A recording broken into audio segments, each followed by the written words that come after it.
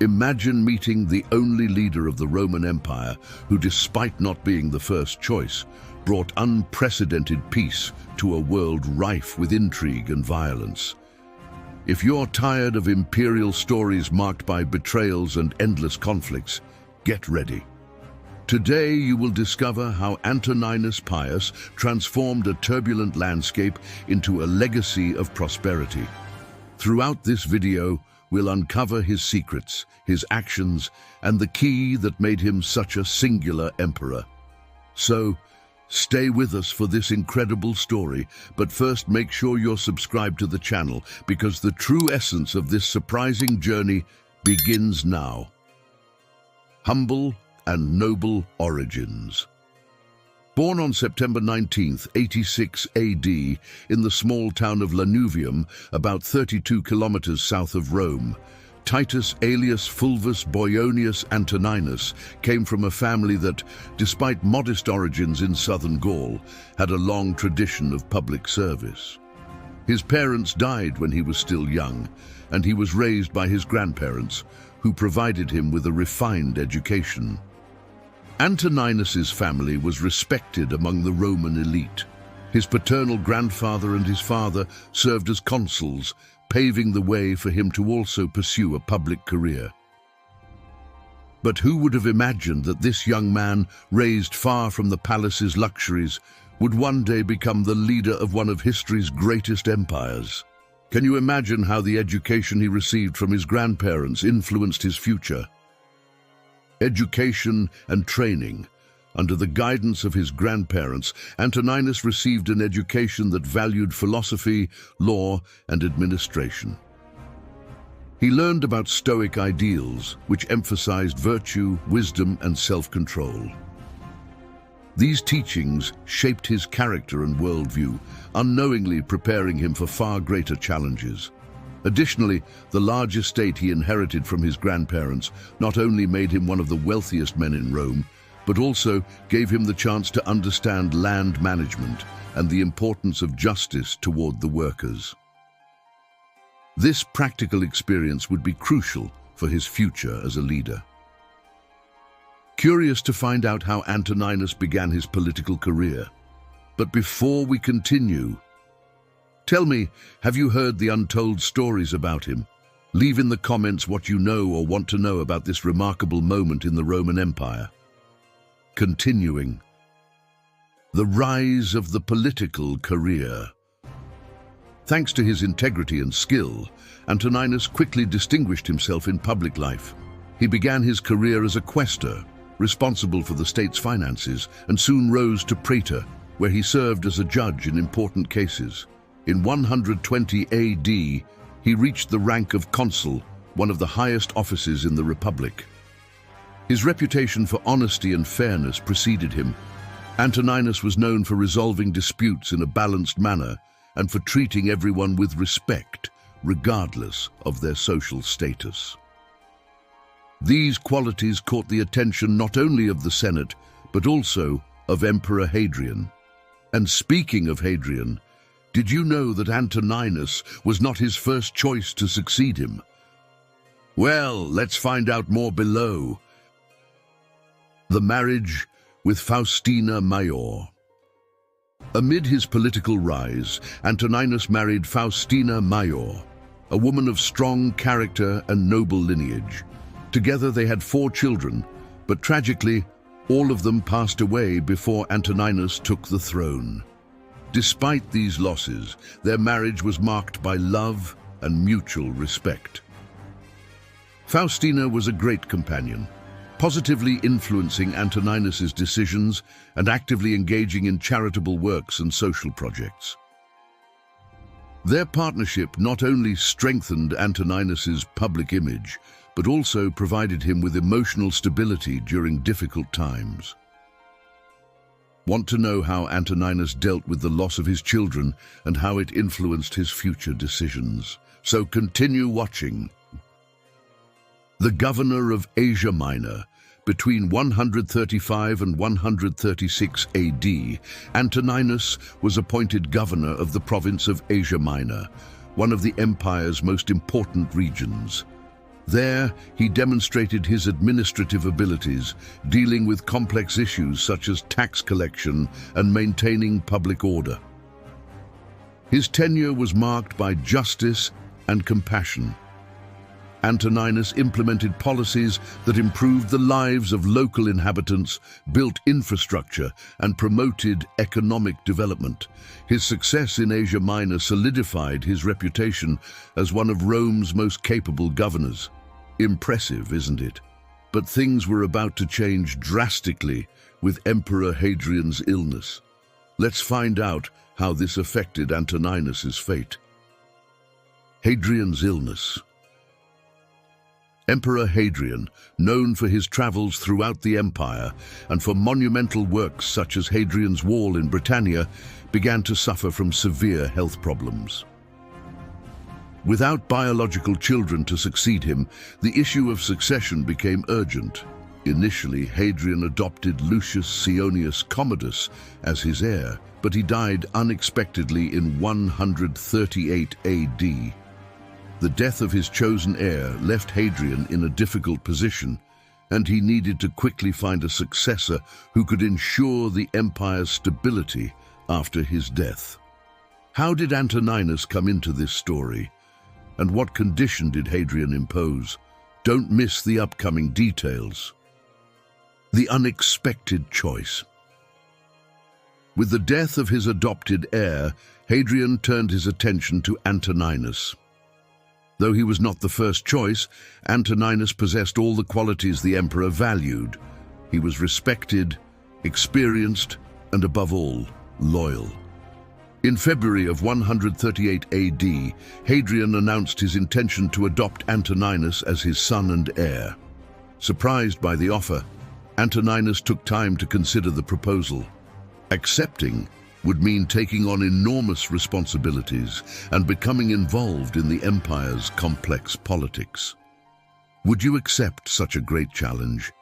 Leave your opinion in the comments about Antoninus's decision. Hadrian's condition, but there was a crucial condition for the adoption. Antoninus had to, in turn, adopt two promising young men, Marcus Annius Verus, known as Marcus Aurelius, and Lucius Verus. Hadrian saw in these youths the future of the empire and wanted to ensure a stable line of succession. Antoninus understood the importance of this condition. By accepting it, he would not only honor Hadrian's wish, but also guarantee Rome's continuity and prosperity. Thus, he agreed to adopt the young men and prepare them to one day assume the throne. Ready to find out how Antoninus became emperor and the consequences of that decision? Then let's go. Adoption and rise to power. On February 25th, 138 AD, the adoption was formalized. A few months later, in July, Hadrian died, and Antoninus assumed the throne as emperor. Many believed he would merely be a transitional ruler, keeping the empire stable until Marcus Aurelius was ready to govern. However, Antoninus surprised everyone with his skill and dedication. He decided to honor Hadrian's memory by completing his unfinished projects and maintaining his policies, but he also began to leave his own mark on the empire.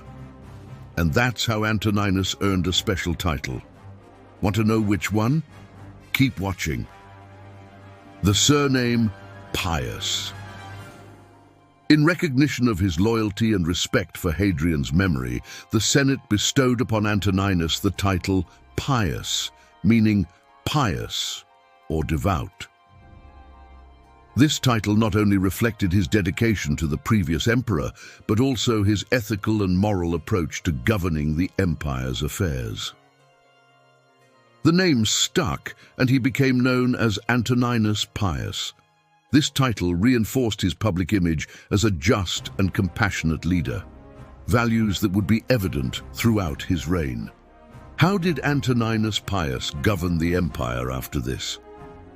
So, let's find out next. A reign of peace.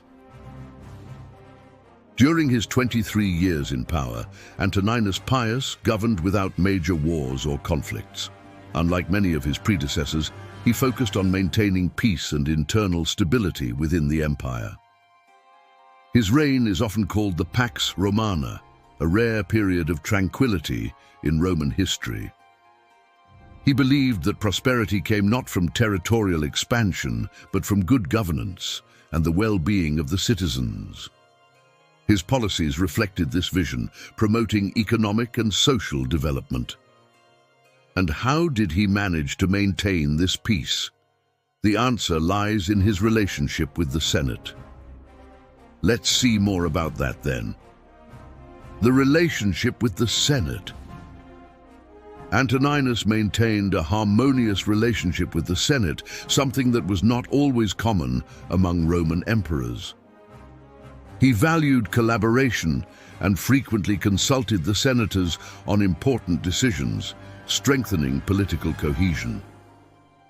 This partnership avoided unnecessary confrontations and promoted an environment of mutual trust. The respect he showed for the Senate contributed to the political and social stability of the empire during his reign. Interesting, isn't it? Now let's explore how Antoninus applied his principles of justice and fairness. Justice and equity. Known for his sense of justice, Antoninus reformed laws to promote equality among citizens. He ensured that governance was both efficient and humane, combating corruption and punishing abuses of power. A notable example was his attention to slaves. Antoninus implemented laws that protected the rights of slaves, prohibiting mistreatment and guaranteeing them legal protection. These measures were revolutionary for the time and reflected his commitment to human dignity. Did you already know about these reforms? Leave a like if you're enjoying discovering these fascinating details. Public works and architectural legacy. Antoninus invested significantly in public works. He built temples, theaters, and improved roads, facilitating trade and communication within the empire. The Antonine Wall, constructed in Britannia, extended the Roman frontier and served as a defense against invasions. He also restored deteriorating buildings, including the Colosseum, preserving Rome's cultural heritage.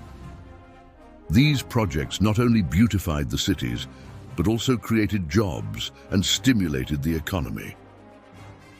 And it doesn't stop there. Let's see how he valued culture and education.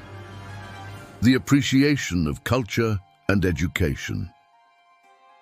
Antoninus was a great patron of the arts and philosophy. He supported philosophers, artists, and scholars, believing that culture enriched the Roman spirit. He encouraged education at all social levels, founding schools and libraries.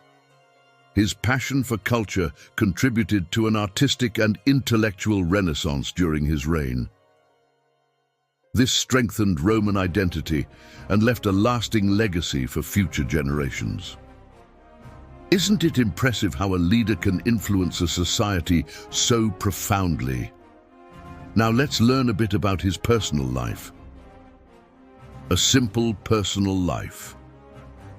Despite all the power he held, Antoninus led a simple and reserved personal life. He preferred the tranquility of the countryside to the luxuries of the palace. He spent time on his rural estate, where he could reflect and dedicate himself to his family. This simplicity brought him closer to the people. He didn't see himself as above others, but as a servant of the state, responsible for ensuring everyone's well-being.